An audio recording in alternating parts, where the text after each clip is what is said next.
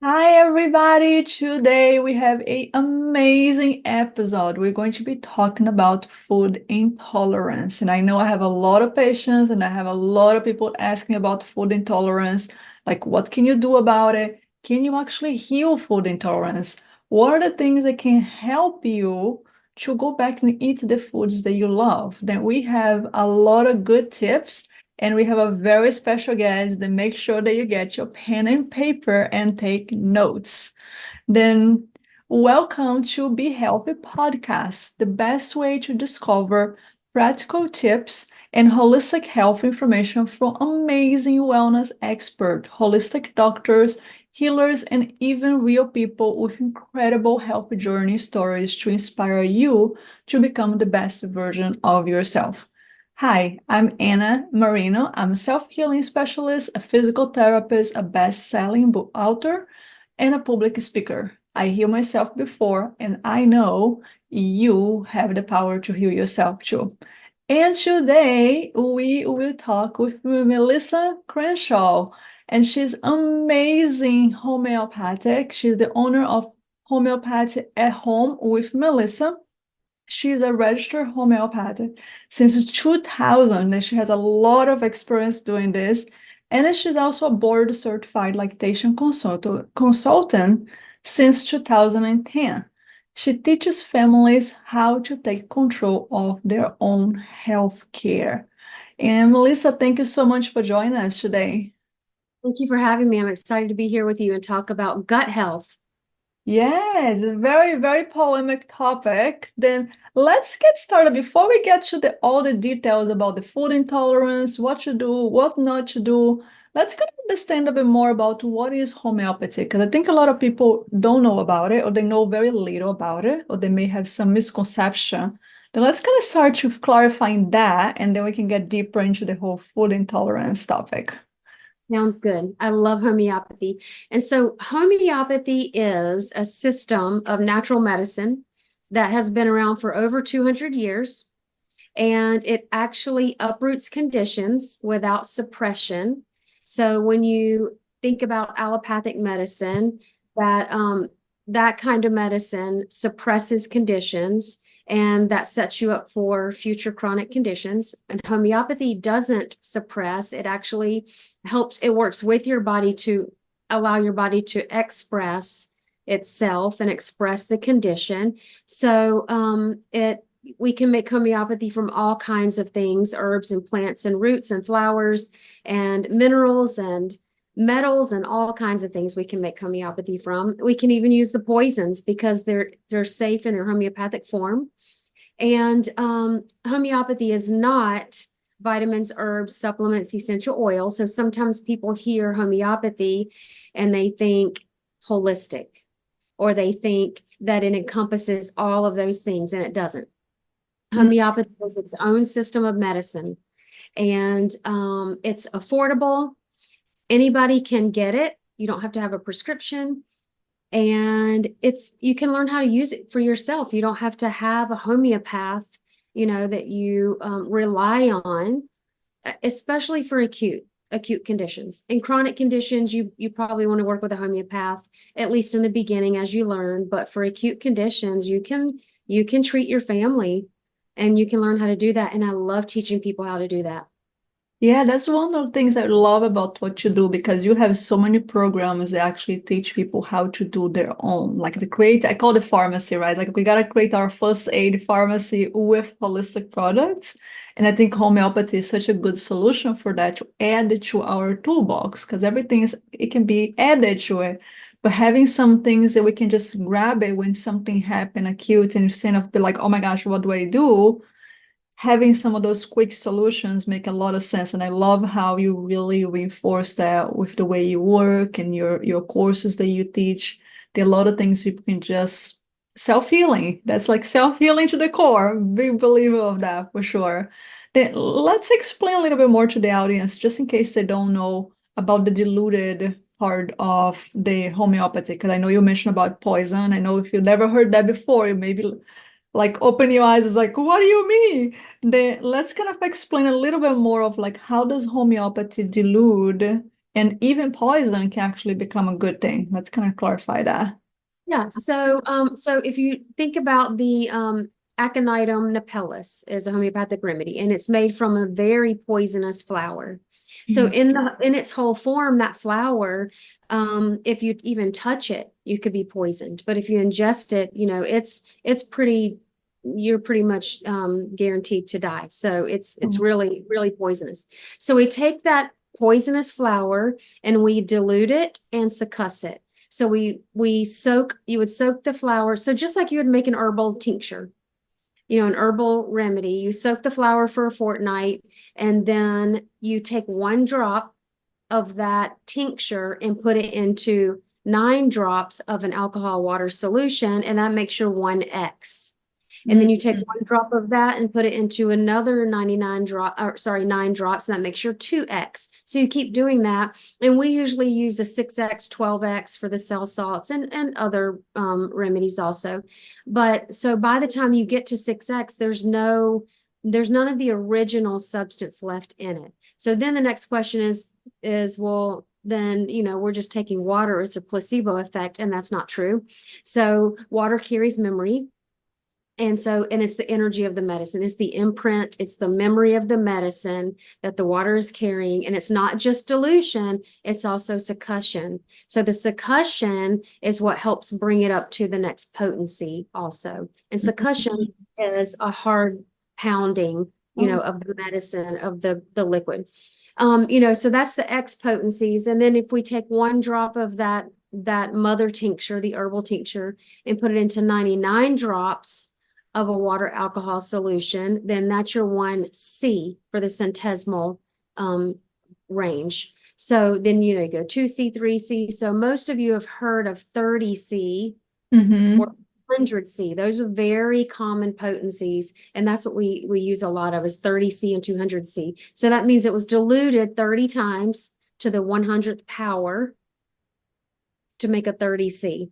Oh, I love that. Now, when you guys see the bottle, you can actually read it, what that means, that the numbers has a reason. There's no random numbers there. Then that's super helpful to understand. And also clarify what you were saying as far as even something poison can be used for something beneficial, because we are using the components, the benefits of that to use for what you want. Then, all right, then let's bring some of that with the food intolerance. Like, can you give some example of like how homeopathy helps with food intolerance? Let's kind of go from there. Yeah, no matter what condition we're talking about, and today we're talking about food intolerances or gut health. But no matter what condition, homeopathy works with your body. So it stimulates your body's immune system. It stimulates your body's functions to work the way they were designed to work. So what happens is we get sick and our body gets stuck in a pattern, or stuck in a place. And so homeopathy stimulates and reminds your body to wake up, do what you're supposed to do. And so it actually goes really deep and again reminds that system. So if we're talking about food intolerances, it's your immune system, it's your liver, your gallbladder, your stomach, your intestines, that whole your whole digestive tract. It actually causes your body to heal itself. That's why it's so beautiful. Because it's not even the remedy. It's not homeopathy that's healing your body. It's homeopathy that's reminding your body to do what it was made to do. So your body's healing itself. Oh, I love that. It kind of reminds me, and correct me if I'm wrong, but it kind of reminds me when you have a fever, where the fever come, and like we wanted that fever because there is a benefit to it. We don't want to be out of control, but we want just enough to cure what and do that, let the body do what the body knows how to do it, and then it heals and it's gone. Then that's a good metaphor there. It is. The fever works with, and actually the fever fights for your body. Exactly. Yeah. It's tapping, one of the things I love about what you're saying is kind of like it's tapping into the wisdom of the body. It's like allowing the body to do what the body knows. Like what the body knows exactly what needs to be done. Our body is such a perfect machine when we allow the body to do what the body needs to be doing, it's like magic happen. That's right. Yeah. Good. And how about the side effect? Like when, like I hear some people concerned about like, okay, like if you're giving this poison or if you're giving something that's going to stimulate the problem, how does that work with food intolerance and side effects? Or there is no side effect? Like what does that look like for homeopathy? Right. So as the body heals, and so homeopathy is designed to bring bring things out. So let's just when very often when you have a food intolerance, there can be, whether that be constipation, diarrhea, bloating, gas. It can be internal, but it also could be external. So you might have eczema Mm, or psoriasis or some other kind of skin condition. And so sometimes, so what in homeopathy is designed to bring it out. So your skin might get a little bit worse before it gets better. So that if, as you're healing, you, depending on how much suppression you've had in the past, you might go through a healing response, but it's mild and it's not terrible. It's not like a detox. It's not like when you take an herbal detox and you're in the bathroom for days. It's not. mm-hmm. This is much more mild, and your skin might get a little bit worse before you get better, but it might not. Not everybody has to go through that healing response in order to be healed. That's such a good point because it really depends where you start with. Like I explain to my patients, I always like about that tolerating system, right? Like if you should have capacity to tolerate a little bit more, then you can do without having any reaction at all. And it's totally fine. Where sometimes when the system is like totally overflow, the cup is full, there's no extra drop we put it on, everything is gonna be that storm that it may have a little bit of reaction, but based on what you're saying, it's not gonna be nearly as bad as the stories that we hear from detox, where a lot of times those detox is not even the ideal way of healing the body, at least in my opinion, because it can be really, really harsh on the digestive system. But that's my opinion. Not everybody may agree with that. But I think we needed to be gentle with the body as well. Like you say, yes, it may get a little worse, but we don't want to be out of control where the body is totally like lost about what to do with the healing as well. Then that sounds like a really good balance there. And homeopathy is so gentle. And I absolutely agree with you about detoxes and doing all those detoxes that are really harsh on the body. I don't think we need that because we have homeopathy that's very gentle. And the body know how to detox. We just need to give a little love to the organs and then go back to that self-wisdom. The body knows exactly what we do. If we just give a little extra wisdom, it's like, oh, remember, this is what you need to do. And then it's like, oh, okay, I remember now. I'll do it. That's what homeopathy does. Hmm. Yeah, that's beautiful. Then, like you mentioned about some of the symptoms can be more like digestive symptoms, it can be like bloating, it can be constipation, it can be some symptoms from the skin. Is there any other symptoms that people can kind of watch for to know, do I have a food intolerance? Is that something that I need to watch for? Like how does people identify that? Yeah, so we can actually start identifying, um, we can start identifying food intolerances in babies because if they have colic, Mm, or I would say that's pointing to a food intolerance. If they have, babies that have eczema.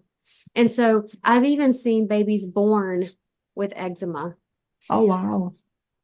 And or that baby acne, you know, Mm, oh, it's just baby acne, it'll go away. Food intolerance. So, and then the children who are picky eaters, mm. they don't want to sit. Oh, Looks like you froze it for a second there. Say that oh, again. I You were am. saying about the kids, they're pick eater, and then we kind of lost you for a second.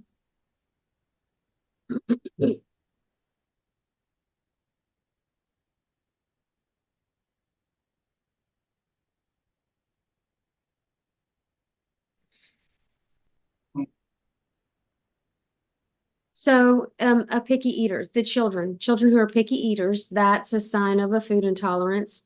Constipation, diarrhea, gas, burping. The children who don't want to eat. They just, they don't want to sit and eat, or they want to, they want to run around, or they want to only snack.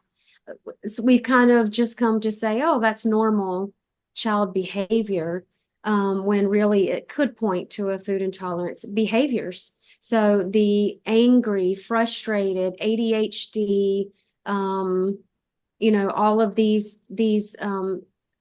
behaviors that some of these children have can point to a food intolerance. So that just almost everything points to a gut issue, which when there's gut issues, you likely are intolerant to some foods, because that's what we keep putting into the stomach, as food.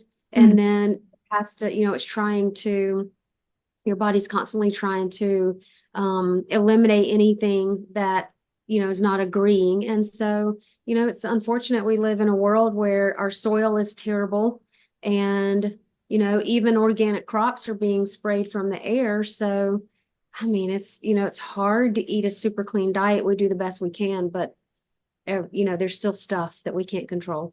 Yeah, and I think that's so important what you're saying there. They remind that we're doing the best we can, right? And sometimes that's enough. And when it's not enough, like observing some of those symptoms, I think especially the mental symptoms, the anxiety, like anger, the ADHD, like some other things are definitely related. I see that with my population, of my patients as well. And the relationship, directly relationship when you work with the gut, it's the second brain after all.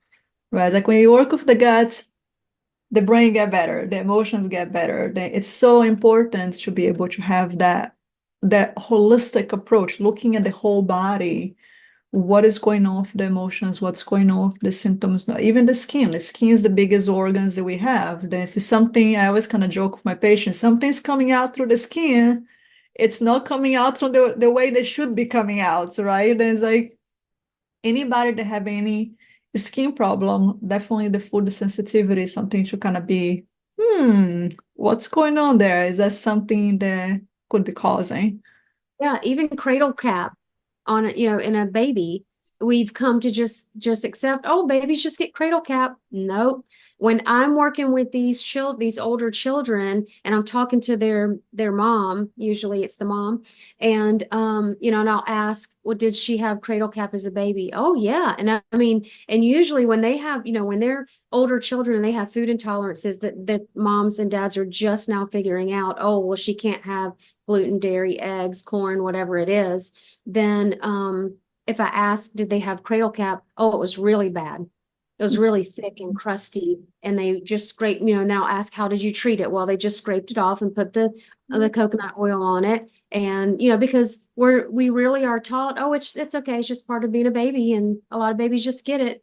If your baby has cradle cap, you're looking at a gut issue. And yes, they're born with it because they inherited your gut, and the parents' gut and the grandparents' gut. And that's kind of like what you were saying about the baby already born with skin problem, right? Like we gotta remember the environment the baby is the mother. And if the mother has a problem, it may pass to the baby even the day one of born. And then that's really important to look at the whole aspect of things. And how about adults? Then a lot of people ask about taking food sensitivity tests or allergy tests. Like how does people can start to identify? Is that something that you recommended? We have another suggestion for like how can people start? Of course, awareness. I always say awareness is always the first thing for healing. Like we gotta know our body better than anybody. We gotta pay attention to those symptoms that we are talking about today. But what is your opinion about those tests? Yeah, good question. I don't like tests really at all. I don't like too many tests, but also I don't need them. So if you, some people like to go and get the test because they like to have the answer. They like to know. But as a homeopath, I don't have to know. So very often people will say, well, do I need to go get a test to tell you which foods I'm intolerant to? Nope. I just need to know the symptoms: gas, bloating, diarrhea, constipation, skin stuff, anxiety, depression, whatever your symptoms are, I'm going to make a plan based on your whole person and what it looks like for you. Because 5 people could come to me with food intolerances and it present in 5 different ways. So they're going to get 5 different remedies. Love it. That is so good. I love it. Because I think there is a place for protocol, but majority of the people don't fit in the protocol. And I totally agree with you. I said exactly the same thing to my patients. It can come 10 different people with neck pain, emotional trauma, and the way we treat it is going to be completely different. And we needed to be able to customize that based on the person that's in front of us. And that's something I see a lot with, I do a technique they call visceral manipulation, where we can actually, a lot of patients, they come to me with digestive problems or food intolerance, allergies, acid reflux. Like when we actually go to work with the organs, a lot of times the problem is not even on the organ that's getting the problem with. Like a lot of people with acid reflux is not necessarily on the stomach. The stomach need a little help, but a lot of times we work on the throat, we work on the lungs, we work on diaphragm, we go somewhere else, and then the stomach is like, oh, thank you, now I have space. And it's like, it's so much easier. And like you say, it's like if we just looking, oh, okay, it's stomach, it's this symptom, then everybody is gonna have the exactly same protocol or the same medication or supplement or herb. It doesn't necessarily work for everybody. Then yeah, I think it's so important to have that customize. Yeah, that's true holistic health. When we take the person and look at their history and what the disease looks like in them, that's true holistic health. And I agree that there is a place and there are some protocols that I like, but for the most part, we need to take a full case and history and see what's happening in the person. Yeah. The question that a lot of people ask about a pregnancy. Is there something that's contraindicated? Is that a problem? Good question. So in pregnancy, if you're pregnant, you want to work with a homeopath because there are a few remedies that could be, they're not contraindicated. All remedies are safe for all ages and stages of life, but there are a few remedies that you would only use under the care of a homeopath because they could cause trouble if it's not the right remedy. And when I say cause trouble, I mean a proving or an aggravation, which is a whole other podcasts, which actually do have a podcast episode called Aggravations versus Proving, so you can really learn about what that looks like. But we don't want to mess with the pregnant woman's hormones. So sepia, apis, and pulsatilla are 3 remedies that I recommend you only use under the care of a homeopath when you're pregnant. Yeah, I'll probably amplify that disclaimer to say if you're pregnant, please only work under the care, because there are so many nuances with the pregnancy itself that you don't want to, that's not the time that you want to take a risk. You definitely don't want to play around and explore things. Like when you're healthy and you have a little more tolerance, but if you're pregnant, definitely find someone like Melissa that she can definitely hold your hand and guide you. Like, yes, this is okay. Nope, avoid this one. I think there are some things in life that absolutely I'm all for self-healing and do at home. But I think we also need to know when it's time to like, okay, let's find a professional and really work with the professional. Then based on what you were saying, sounds like pregnancy is definitely one of those situations when we talk about homeopathy. Good. Can you tell us some story? Like what would that look like? Someone come to you with like, give me some examples of some stories that you had before from your patients. Someone come to you with the symptoms of food intolerance. What does that look like for them? Yeah, so the younger the person is, the faster they heal. And that's because the older we are, the more suppression we've had in our life, right? So all that suppression, when we suppress, we're pushing the pathology deeper into the system. And homeopathy can heal, any age person, but it's it has more things that have to come out. We have to bring it back out. And I don't mean like you have to go through the terrible thing again, but so I have had one really amazing story that I don't think I'll ever forget. I Mm. think the little girl was like 8 years old, and she had a severe dairy allergy where I mean she would break out and some kind of skin condition all over her body and vomit or diarrhea, so it was digestive and it was also skin symptoms that she would have.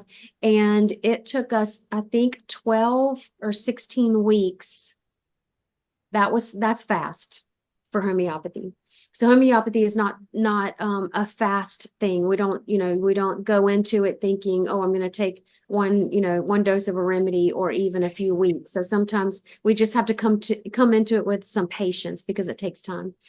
But it was 12 or 16 weeks, and I was like, and she was eating dairy again, just whatever she wanted to eat, no symptoms whatsoever. Wow. And she's still good. And this was a few years ago, and she's still able to eat and not having any trouble. So that was a really fast and exciting story. Her mom, of course, was so excited because being dairy free is hard. It's a Mhm. hard way to live. And I believe that our bodies need some dairy, some healthy dairy. Um, you know, Raw dairy is the healthiest. And so it that was a really fun one. And then I've had, teenagers and adults where yes, it took 6 or 8 months to get them back to eating, whatever they wanted to eat. My goal for a person always is that at the very least, you can go to a party or a restaurant and not worry about what's in the food. That Mm. on those rare occasions, you could just go and eat. Maybe you still be careful, but it happens. If you've ever been gluten or dairy free, it happens. You go to a party and you say, you ask the person and they're like, oh yeah, and they don't know what they're talking about. And then you Mhm. have the consequence. Um, so, but my goal is to get you at least to that point where you don't have to worry about it, or that you would occasionally just celebrate and just have it. Maybe you have a favorite dessert or a favorite food that you want to eat every once in a while, that you could do that without consequences. The Mm. ultimate goal is that you could just go back to eating, but of course you have to be wise, if you are gluten free because it affects you negatively, we know likely it's glyphosate or whatever, all the terrible things that they do to the wheat. And Mhm. so once we get your gut healed, don't go back to eating the same junky gluten that you did before. Now make your sourdough at home and enjoy that bread, with that butter. So whatever that looks like for you. But still you should be able to go occasionally to a restaurant or a party and not have consequences.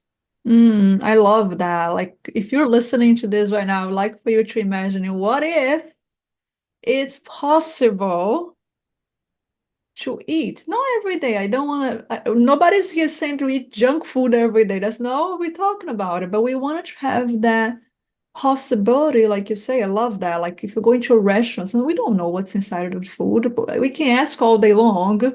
But sometimes slip through it or go to a friend's party and not having that worry, that fear that you're going to feel so sick afterwards. I think that's such a good way to look at this situation of the food intolerance. It's like, yeah, we still want to eat healthy. We still need to watch what we eat. And we also wanted to looking at the long-term future, the possibility of being able to tolerate, again, a cup of water, tolerate once in a while, just like a little drop of something, and that's okay. And I like to give the example for me, for myself, like a brownie is my thing. That's like my favorite kind of like cheating, like not so good food, but once every few months, it's like that's my weakness. I like to have it. And it's like I think that's the joy of life also. Like, yes, we wanted to limit, yes, we wanted to eat healthy, and sometimes we just really want to enjoy your favorite food without being concerned about the food. Because another thing that I think is really important to add to it is the stress of eating can cause a lot of problems as well. And I talk a lot of that with my patients when we talk about nervous system and the sympathetic stress reaction, because a lot of times my patients are feeling the symptoms before they actually put the food in their mouth, because they're so concerned. There is so much fear, there is so much trauma with what you're eating, the side effects they created before, they already like reacting without even be the food reaction. I think it's important to start to separate, okay, this is the food reaction, let's remove the stress component, removes the fear component, and then be able to continue to heal the gut, but not from a place of fear, from a place of wisdom. I think that's really important as well. I agree. I talk about that a lot, that the stress of trying to live a perfectly healthy life can cause more trouble than if you were to just be oblivious and not, and not live healthy at all. So, my own story, my own gut healing story was many years gluten and dairy free. And, it was hard. It was really hard to go places. And so I wasn't one that would take my own food. I would just eat before I went. And so then I wouldn't eat while I was there. And there was always that negative attention that I got that I didn't like. Mhm. Oh, Melissa, why aren't you eating? Why aren't you eating? Oh, you don't like my food. Oh, Mhm. oh, why don't you eat? You never eat, and I was like, just don't, don't look at me. I don't want that kind of attention. Yeah. And it was hard. It was really hard. There would be some stress building up to go to these places, these parties and these places, because I knew what I was going to walk into. Um, but there are some people who take a whole cooler and take their food. And then that's also a kind of a negative attention. Oh, here she comes with her, all of her food, and, you're just weird and different. So, I don't think that, but, there are people who don't understand food intolerances who, talk that way. So when I got my gut healed and I was able to eat, and I made the mistake of just kind of going crazy. I really missed all the things that I couldn't have all those years. And I really did I went overboard, and then I had a reaction, and I was like, darn it, I pushed it too far. I like your cup of water. I did. I filled it up too much. Mhm, So mhm. I had to back up. I had to do some more remedies, get back straight. And now I'm just like, okay, I have sourdough. I have the occasional, junky gluten biscuit, because that's my weakness, is a biscuit with butter. Yes, of course I can make biscuits at home, but I don't have time right now. So, and yeah, brownies are also a big one for me. So, I actually lived that I encourage people, okay, don't do that to yourself. Be smart about it once you get your gut healed.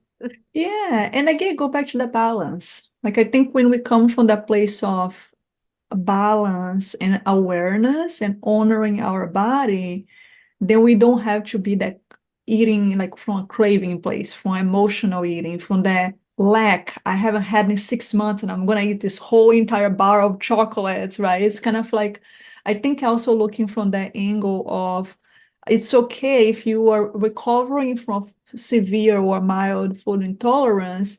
I was actually talking to a patient about that this week because she was trying something going back, and she's like, well, I did that for a week and I did it like every single day, and this week 2 all the symptoms come back. And I was like, okay, hold on a second, you haven't had that for 6 months and you want to go back and have every single day for 2 weeks? It's like, yeah, that's way too much. Then again, when we think about that cup, it's like maybe if she had one day it'll be okay. Maybe 2 days, and then we build there again, just like any muscle of the body. We don't go to the gym and expect 100 pounds weight if you haven't worked out before.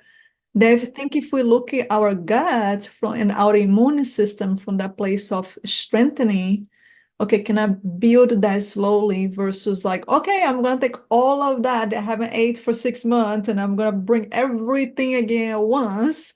It's gonna be complicated. And it's like, no, the body can tolerate that. Mhm. Mm, Good. Then what would be the average time that you mentioned that homeopathy is a little slower than regular medication, what makes totally sense because we're working with the core of the healing versus just pausing or block the symptoms. Then what would be the average time of someone you're healing? So I would say six to 12 months to be complete.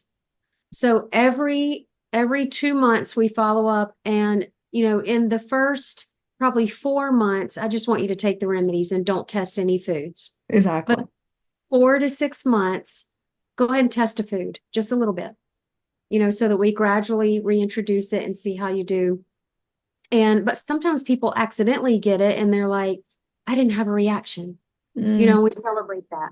But sometimes they accidentally get it and they did have a reaction. The body just wasn't ready yet. Or we test it and they have a reaction, but it was much smaller. So it was shorter in duration, whatever happened, whether it was a skin thing or a digestive issue, it's shorter in duration and much less severe, so more mild than it was before. So then I know we're on the right track. We're getting there. Fantastic. That's very, very similar to pain. Like people that have chronic pain, it's exactly what I say. They don't necessarily go completely away, they never come back. It comes back less intensity. Maybe it was an 8, now it's a 4. We can bring the same concept. Pain sometimes can be a little bit more tangible. The digestive system is no different. And you got a reaction out of 8 out of 10, maybe now you got a 4 out of 10. That's a lot better. Right. Don't abuse. Don't fill it up in a cup more. But it's knowing that it's healing, it's going in the right direction. Then I'm very curious to hear about your opinion about the restricted diets. Then share more about that. 'Cause I know we had a conversation about before. Then let's share that with the listeners as well. About the what kind of diet? The restrictive diets. Oh, yes. Oh, yeah. So, when you cut out, and I've experienced this myself, I've seen it in my family, and I've also seen it in many clients. So I know this to be true based on experience, that when you cut out, okay, even if you start as a baby or a child, and that baby's having colic or projectile vomiting or eczema, whatever it is, and the mom is breastfeeding and she cuts dairy out of her diet and the baby feels better. And then they say, whew, okay, good, that's over. Not for long. And so no matter how old you are, actually, I didn't realize that I had an issue with gluten until I was in my 30s. And it took some time to figure out that it was gluten that was making my stomach hurt. So I stopped eating gluten. Then after that, it was rice, then it was corn, then it was avocado, that list just kept growing. And that's what I see in people. When you cut out a whole food group, you didn't take care of the problem. You felt better temporarily. So some people, the food list, for everybody, the food list grows because you didn't heal the gut. You just took away the thing that's bothering you right now. For some people, that food list grows slow, like it did with me. It was slow. For some people, it grows fast. And I mean, I've helped even early 20-year-olds who are down to 1 or 2 foods. Oh gosh, there was even a little boy. But anyway, even young people that are down to 1 or 2 foods that they can eat, that's a really sad and hard way to live. Yeah. And so whether it grows fast or slow, it's going to grow. So there's going to be another food intolerance, and then another one, and then another one, because you didn't heal the gut. So I do not agree with cutting out the foods. Now, of course, if you're talking about junky gluten, junky dairy, then yeah, you want to change it to a healthy, a sourdough, the fermented, creme fraiche. Sour, you want to have the, like homemade sour cream, or you want to have the healthy dairy and the healthy gluten, and not the junky ones, but don't cut out a whole food group and expect that to be the cure, because it's not. And I like what you say earlier when you're doing that for a reason for time, and then you start to introducing versus being a lifetime. This is going to be a forever, because it is, if it is an inflammatory thing, like you mentioned before, it's like, yeah, if it like is it have a cut here, don't keep putting the finger on the cut, right? But it's an understanding that it is a symptom, is not necessarily a cause, except with like very severe reaction. That may be what is going to be, and that's a different conversation for a different episode. But like looking for that, like that may not be a long-term solution. Actually, based on what you're saying, it can be actually aggravating and not being taken care of, because that's just a symptom. It's not the cause of the problem. That's right. Yeah. Interesting. I think a lot of people are going to be like, what? Okay, listen to that again. Because this is like very different than a lot of other people are teaching. And you have the experience that it's possible to be different. Because I think as a healthcare provider, we only know what we know. If we never, if we don't have the expose or the tools or ways to do different, we can't. Then you have the experience, you have the knowledge, you have the wisdom. Then if you guys need help with that, please contact Melissa, because she is really good. And then she can help you. Then find a professional. And you see patients all over. You do virtual sessions all over, right, Melissa? All about virtual. That's right. So all over the Yeah. world. Mhm. Fantastic. Then, yeah, I think it's really important to have a plan. Talk to a healthcare provider. Don't just like go back and eat everything, because that's not going to solve the problem either. You have to have a plan, and you have to have something that's actually healing while you're doing the restrictive diet that can help you to solve the problem permanently, not just like okay, I'm going to affect my whole entire life, because it does affect your relationship, affects your social life, affects the stress on the grocery store, in restaurants. It can create a lot of extra stress that we want to balance that. Like we want to be able to be aware of what we're eating. And we don't have to be people pleaser. If you want to bring your cooler for the party, bring your cooler to the party. If you don't want to like eat someone else's food, we don't have to please anyone. But we need to be in peace with the decision.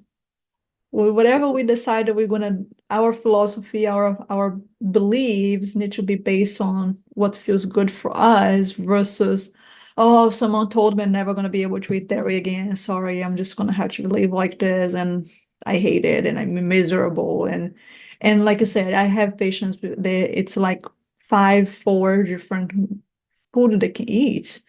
And even looking from the point of healing, how can someone get enough nutrition and vitamins and right, like all the things the body need is Yeah. diversity, the whole concept of the rainbow. Yeah. We gotta Yeah. have the diversity of the good stuff, but diversity is important. You know what else I hear often is, I'll see um, a food intolerance. However that is, I'll see it and I'll point out, hey, do you think, this food is bothering you? No, I've been eating that food for years. You filled the cup up too much Mhm. with that food. So now, because people don't understand that you can suddenly become sensitive or intolerant to a food.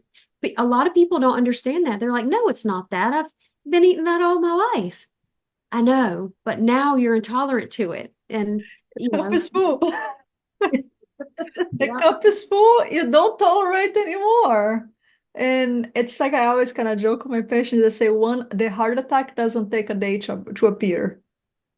Like I didn't have a heart attack yesterday, suddenly you'll have a heart attack. No, no, no, no, no. It's cumulative.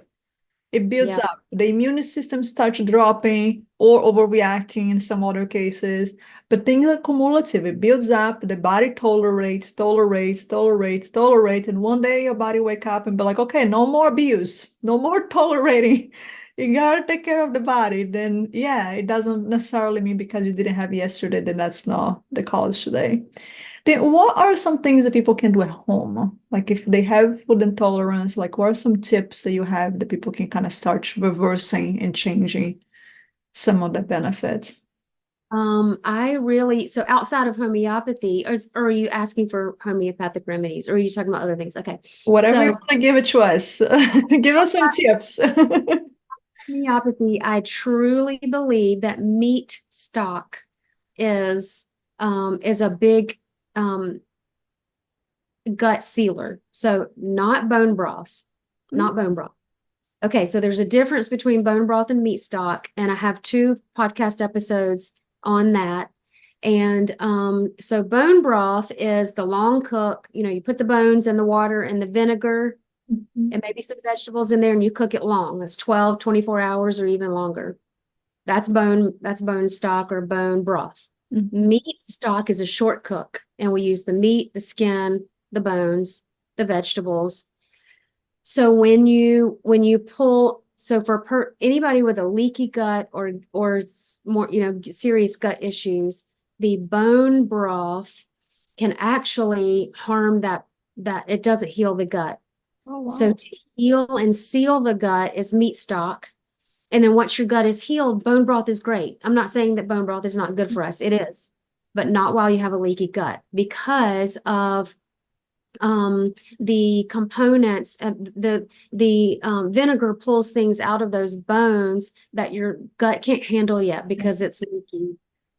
So the meat stock heals and seals the gut. So I have a meat stock recipe on my blog, and it is absolutely delicious. Kids love it. Everybody loves it.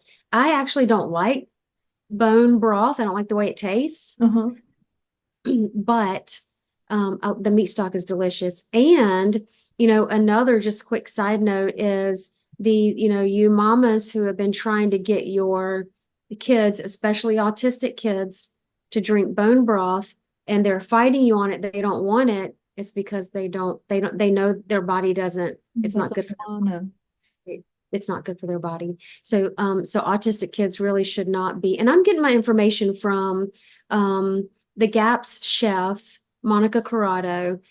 She's on the podcast episode with me. She explains all of this. She knows, she's done all the research and like, she's the GAPS chef. So um anyway, she's the one that taught me that. And so meat stock, super easy to make.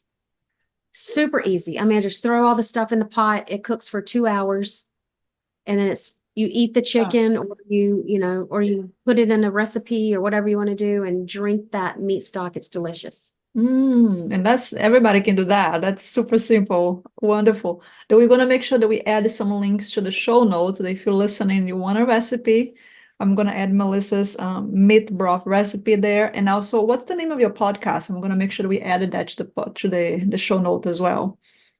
Homeopathy at Home with Melissa.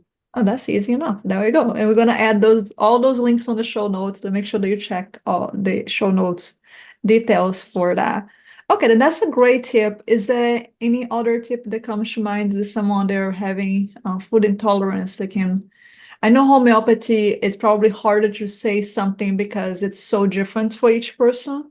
But is there anything on homeopathy that you're like, okay, this would be probably a safe guess for everybody, or not? And that's okay too. Earlier we just kind of touched on protocols and how, yes, there is a place and sometimes a time for protocols. And so that's what I believe I can safely give you is the Banerjee protocols.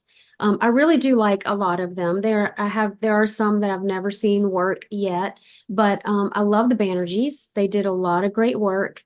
And they have a protocol for food intolerances, and it's Bovista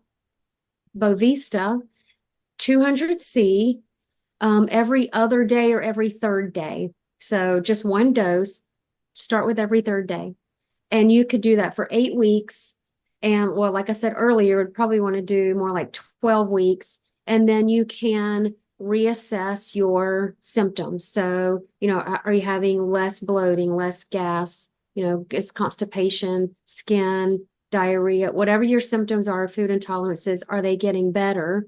Mm, And if you're unsure, that's where case management is tricky. It's not totally tricky, but it can be to manage your own case, because self-observation is tricky. Yes. I might not be able to recognize a change where somebody else might be able to recognize it. So get a friend or a family member on board with you to observe, and then you can ask them, hey, what do you think? If you don't observe symptoms yourself, and and you're not able to see.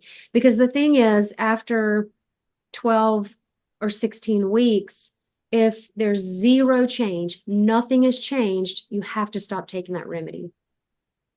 You don't just go and take the remedy for a year and not pay attention. So at 12 or 16 weeks, reassess. If there's even a little bit of a change, you can keep going. But if not, you got to stop it. And then, that's really a great first remedy to start with all kind of food intolerances. Wonderful. Make sure you guys get a note there, write it down. Some great tips here. Okay, I think we covered some great things today. I hope everybody got a lot of notes, a lot of tips, and you can kind of start using some of the things at home. Then what are 3 tips that you wish all your patients knew to improve their health? You cannot rush homeopathy. So, because if somebody's interested in homeopathy, very often they want to take a remedy and expect results. And so you can't rush it. We've already touched on that. It's a slow, because it's a deep process. So I do wish that everybody knew that, so that they would give homeopathy more of a chance. And that's what I say to my classes: how to know when to assess your situation and how to assess your situation. And that's the case management piece. I do teach that in classes. We already also touched on, cutting whole food groups is not a cure. So that's another tip. And then liver support is vital. And homeopathy can do that. So there are specific liver remedies that support your liver, and that's vital. And that, because everything is processed in the liver. If your liver isn't healthy, then, you're not processing, hormones aren't being, getting what they need, and all the things that happen. So your detox happens in the liver. So support your liver with homeopathy and other things, whether it be other healing modalities, but that's super important. Support the liver. Yes, visceral manipulation is great for supporting the liver as well. That's such a big, it makes a big difference on my patients on that. Wonderful. Those are great tips. Then, do you have a gift that you'd like to offer to our listeners today? I would. You know what? I would love to give you my allergies guide. And so the allergies guide really does focus more on hay fever, seasonal, allergies. But those are as a result of your gut health, right? Your gut is not working well in order for you to get any kind of, allergy symptom.